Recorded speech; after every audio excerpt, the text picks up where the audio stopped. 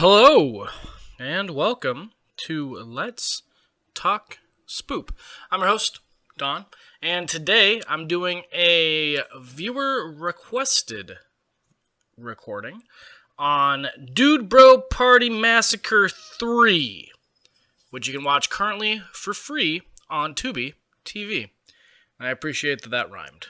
Anyway, as I said, this was a request. This movie technically falls into the genre of horror comedy, which is not something I prefer to review, but every once in a while it's nice to change things up. I personally like to actually be scared, which when we get to the point of doing the review on this, you'll see that comes into play. Anyway, let's begin. So, as per usual, we break things down into 6 separate categories. Those 6 separate categories are story, acting, music, atmosphere, look, and creep. So, without any further ado, let's jump right in. So, the story, the movie opens with a scroll that says that this movie had been thought lost forever, and is only available because somebody recorded it when it was on TV. It was also apparently banned by Ronald Reagan. Then we open up with a dude bro pool party, frat bro pool party. Then we see some people die. We get a backstory about the first 2 massacres first one being by a house mom of a sorority that got burned down during a panty raid. The second massacre being her daughter. And the killer is known as Motherface, because they, in the second one, chopped off the mother's face and put it on. So this is being told by a frat bro to a therapist. Then the therapist murders him. And then he turns out has a twin brother. Twin brother shows up, meets a dude in a wheelchair, who makes really bad puns, joins the frat, and it kind of goes from there. There's a lot of horror tropes, and that they're kind of mocking throughout the whole thing, and it's a little excessive. Overall,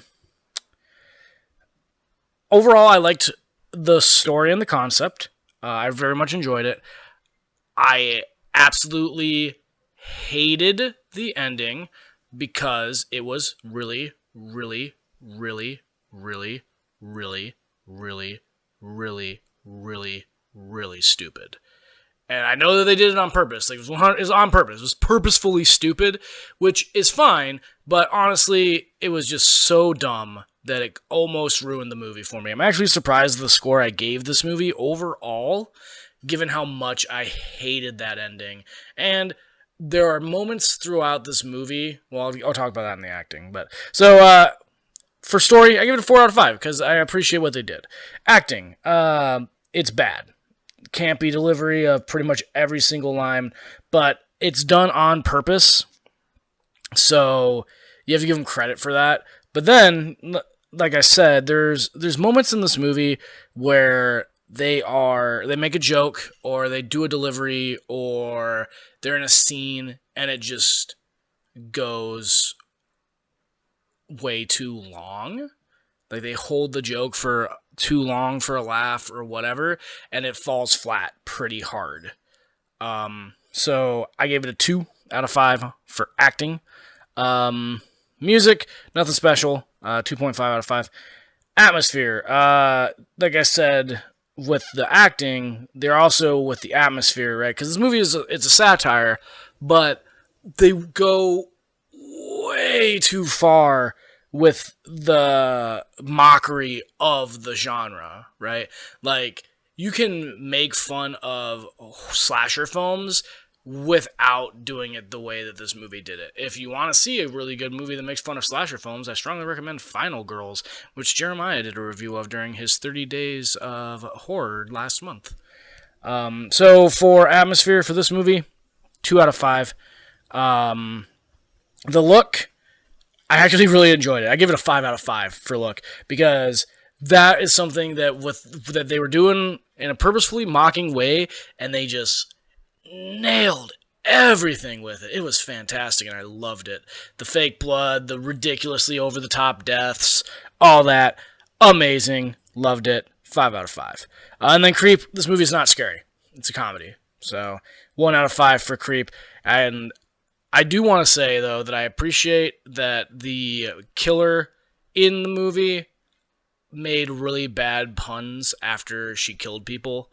Like she sticks a beer tap in a guy's head and pumps it and then makes him drink the blood, and then he dies, and she says, "It was all head." And I was just like, that's amazing.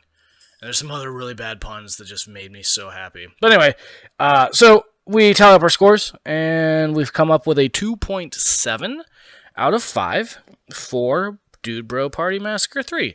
And like I said, I'm actually really surprised that that's the score this ended up with. But I try to be, as objective as possible. So it gives you guys a 2.7. If you are curious as to why I started with the third movie in a series, it's not actually the third movie in the series, which is another reason that I gave it a pretty good score on the story, because making it number 3 is part of the joke. There are no other movies in the series, and that's like the whole, like, they did the recap and all that, just like an actual horror movie would do.